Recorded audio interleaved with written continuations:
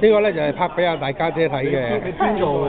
有冇咩啊？黃啡向西南都係灰好似張學峰話。西洋灰，我知唔知咩雜誌啊？拍短片啊！誒，同阿大家姐講聲恭喜發財。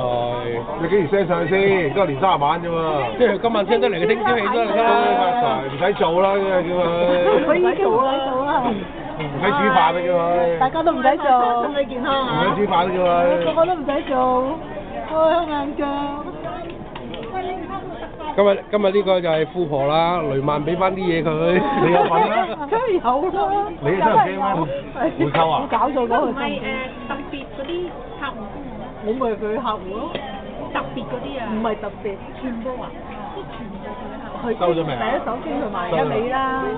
咁即係咩啊？賣個經紀公司咗，即係佢月頭去寄啲嘢寄封信嚟俾我哋，其實唔係，我諗收銀機應該孭咗鑊嘅，如果唔係都唔會賠啊。應該有一單查咗。好大鑊啊！發覺佢有問題。全部告你咪死咯！係啊，所以佢而家公司咪咁自己搞。我以為嗰啲即係。咁啲產就你請啦，失而復得你都唔請，你都要冇㗎啦。到時收。喂，失而復得你如果冇喎，點解唔係你搶啊？咁喂，咁唔好叫命。佢哋都傻啊！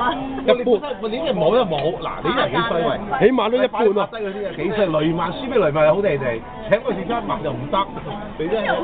我都係咁話，起碼都資助一半啊！你呢餐唔會真係食晒佢哋。哇！仲要下次。係咪敷皮啊？